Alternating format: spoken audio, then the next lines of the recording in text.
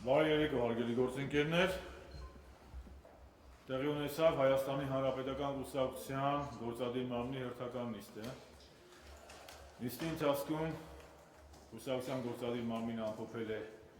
հոկտեմբերի 2-ին տեղի ունեցած տեղական ինքնակառավարման մարմինների ընտրություններում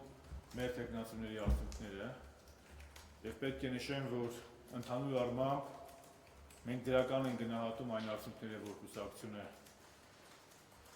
ունեցել է այս ընտրությունների արդյունքում, պետք է նշեմ, որ այս եւ սեպտեմբեր 18-ի թիմ ընտրությունների արդյունքում հաշվի առնելով նաեւ այն հանգամանքը, որ որոշ անկուսակցական թեկնածուներ, որոնք այլևս համայնքապետեր են ընտրվել, ցանկություն են հայտնել անդամակցել Հայաստանի Հանրապետական կուսակցությանը, Հայաստանի Հանրապետության համայնքների շուրջ 72%-ի համայնքապետերը Հայաստանի Հանրապետական կուսակցության ներկայացուցիչներն են։ Այսինքն պետք է նշեմ, որ Հայաստանի Հանրապետական կուսակցությունը պահպանում է իր առաջատարի դիրքերը Հայաստանյան քաղաքական դաշտում, Հայաստանի Հանրապետական կուսակցությունը շարունակում է մնալ ամենաառանցքային եւ տարածքներում ամենակենսունակ կառույցներ ունեցող քաղաքական ուժը, բնականաբար եղել են նաեւ բաստողումներ, մենք նրանք վեր են դուցել այդ բաստողումները եւ դասեր քաղելով այդ բաստողումներից կնախապատրաստվենք առաջիկա խորհրդարանական ընտրություններին։ Քննարկել ենք նաեւ ազգային ժողովի քարոզանիստերի աշխատանքները, ներքաղաքական իրավիճակը, արտաքին քաղաքական հարցեր են քննարկել, եթե կունենաք հարցեր, սիրով կպատասխանեմ։ Հայկական ժամանակ Տիրեր Մուրադյան, պարոն Շարմազանով արդեն հայտնի է, որ Վանաձորում հայկական վերածնունդը սատարում է Լուսավոր Հայաստանի թեկնածուին եւ եթե կենտրոնական ընտրական հանձնաժողովը վերջնական արդյունքների ամփոփումով հանգի նրան, որ այսօրվա նախնական պատկերն է քվեարկության, ստացվում է, որ Հանրապետական կուսակցությունը առաջին անգամ նաեւ ընդդիմություն է դառնում Հայաստանի նաեւ երրորդ քաղաքում։ Խնդրում եմ ձեր գնահատականը կուսակցության, հետո Շատ բարի, իմ գնահատականը եւ կուսակցության գնահատականը կլինի ընտրությունների շուրջ։ Դուք գիտեք, որ որևէ կուսակցություն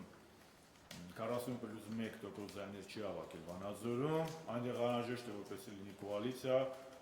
որպեսզի 50+1 մանդատ լինի, այսինքն 17 մանդատ ունեցող թեկնածուն հաջողության հասնի, սպասենք ընտրություններին։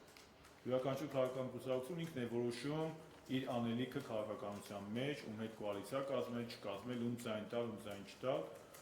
դա հայկական վերածննդի, Լուսավոր Հայաստանի եւ յուրաքանչյուր կուսակցության որոշելու խնդիրն է։ Կլինի այնպես, ինչպես որ կլինի։ Ինչպես որ կընտրեն այդ 33 ավականիները։ Իսկ վանաձորցիներին նախ եւ առաջ անհրաժեշտ է կոնկրետ ժամկետներում ունենալ քաղաքային իշխանություն, որովհետև նախկինում ես տեսա, որ որոշ քաղաքական գործիչներ,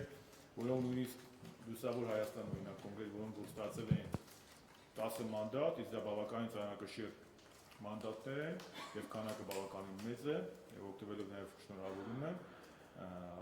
նշել էին, որ չի բացառվում, որպեսզի լինի Վանաձորում նոր ընտրություն, ես ասում եմ ասել եմ եւ եւս մեկ անգամ կրկնում եմ, Վանաձորի բնակչությանը, Վանաձորցուն անհրաժեշտ է օր առաջ ձևավորել քաղաքային իշխանություն։ Կենսունակ քաղաքային իշխանություն ավականի, որը կաշխատի ոչ թե նախ եւ առաջ այս կամ այն կուսակցության շահերը սպասարկելու համար, այլ նախ եւ առաջ Վանաձորի ժողովրդի մատից փուշանելու։ Այդ է, չէ՞ արդյոք։ Ես ինչ իմանամ նրանք կարողանան, չհասկացա բոլորը ինչ ասում են անեն, կարողանան։ Ես չեմ որոշողը, որ կարողանան թե չէ։ Ես ասեցի, որ մեր կարծիքը հետեւյալն է։ Եղել են ընտրություններ եւ ավականները կորոշեն ինչպիսի քաղաքային իշխանություն կունենանք։ Պարոն Շարմազան, Ազատություն ռադիոկայան,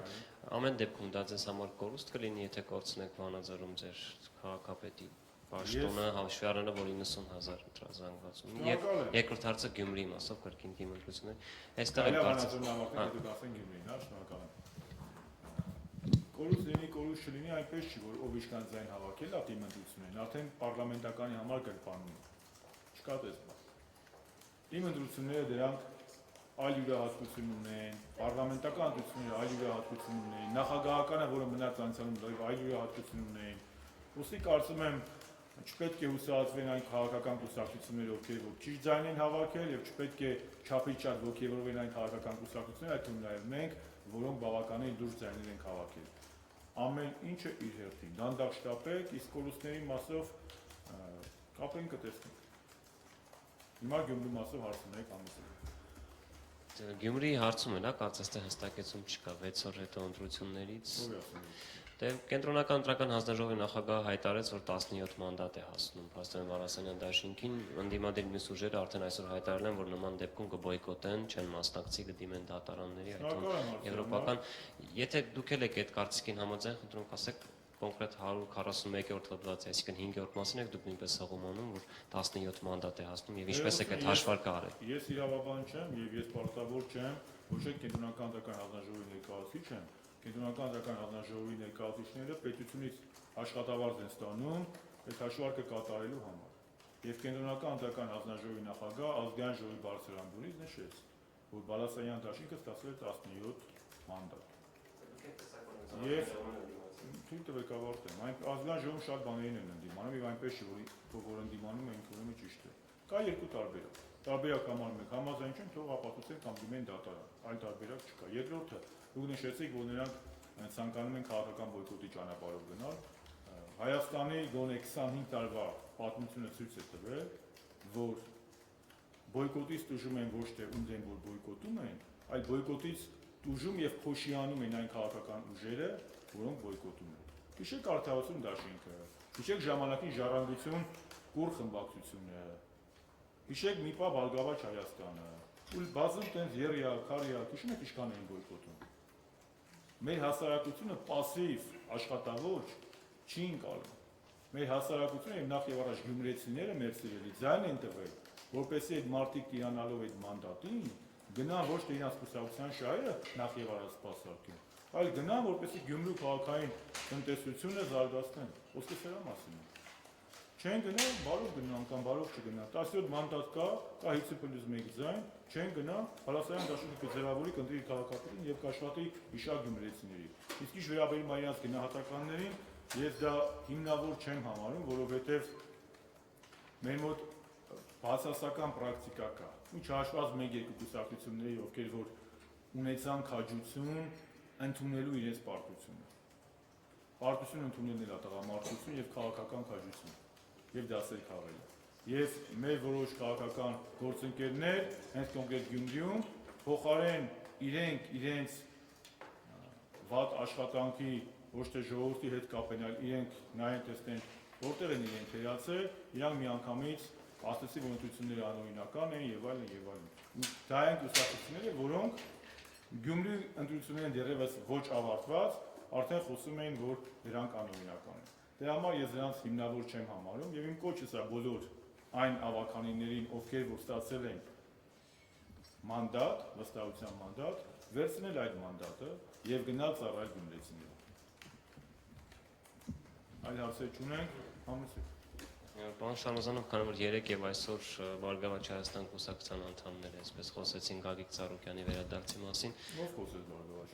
Նաիրա Զոհրաբյանը խոսել է։ չեն բացառում։ Արդյոք այս հարցը քննարկել եք այսօր գործադիրման նիստում, նախագահին զեկուցել եք, որ ձեր համար այսպես ձեր կողմից չարիք որակված անձնավորությունը հնարավոր է կրկին վերադառնա։ Ես բարձր եմ գնահատում ձեր ինտելեկտուալ կարողությունները, բայց չեմ կարծում, որ Հայաստանի Հանրապետական կուսակցությունը պետք է քննարկի մի բան, որը գոնե պաշտոնապես չի հայտարարվել։ Հիմնականում դիմել Բարգավաճ Հայաստանի մեր գործընկերներին։ Ինչու դա հարցրեցի, որովհետև նույն այդ պատգամավորները, ովքեր որ այսպես նույն Գագիկ Ծառուկյանի վերադարձին էին սպասում, չեն բացառում, որ նա կհանդիպի նախագահ Սերժ Սարգսյանին։ Ես կյանքում մի բանի եմ սպասում ու բոլորիդ խորհուրդ կտամ։ Երկրորդ գալիս լինելու ոչ մի բան, որտեղ մեծ սպասում կան։ Հասկացանք, իսկ մնացածը ով է սպասում, դա բացառապես տվյալ քաղաքական ուժի խնդիրն է։ Մենք ունենք մեր քաղաքական օրակարգը, մենք առաջնորդվում ենք մեր քաղաքական ծրագրերով, շուտով Կարեն Կարապետյանի կառավարությունը կներկայացնի ազգային ժողովում մինչև հոկտեմբերի վերջը ներկայացնի կառավարության ծրագիրը, կքննարկեն կառավարության ծրագիրը եւ կգնանք առաջ։ Այդքանը։ Այս հարցի շարունակությունը մի հստակեցում խնդրում եմ մտցնեք ձեր կուսակցության գրասենյակում Սերժ Սարգսյանն ասաց, որ Գագիկ Ծառուկյանը քաղաքականության մեջ չարիք է եւ կրկեսի վերածելու հայրենիք չկա ըստ էության։ Ես ուզում եմ իմանալ այդ ելույթից երկար ժամանակ է անցել։ Դրանից հետո հանրապետական կուսակցությունում նույն մտքին եք։ Հանրապետական կուսակցությունը ինչպես նախկինում, այնպես էլ հիմա բացառապես գնահատական ընտրվել երևույթներ։ Եվ բոլոր այն երևույթները, որոնք որ խոչընդոտում են Հայաստանի քաղաքակիրթ, քաղաքական եւ բարոյական զարգացումը, բնականաբար մենք դրան դեմ ենք։ Անկախ նրանից, թե ինչ կուսակցության պատկանելություն ունի։ Մենք եւս մենք անգամ շեշտեմ, որևէ անձի չենք պիտակավորել, խոսել ենք բացառապես երևույթների մասին։ Իսկ մնացածը արդեն ես ավելացնելու բան չունեմ, պարլամենտում էլ եմ այսօր դրա մասին խոսել, ինչ վերաբերում է փոփոխություններին, այստեղ էլի մեջ բերեմ իմ հետնորդներին, հույներին։ Կյանքում ամեն ինչ հոսում է եւ ամեն ինչ փոփոխվում է։ Պարզապես այդ փոփոխությունը պետք է այնպես ուղղորդենք, որ լինի բարեփոխում, այլ ոչ թե լինի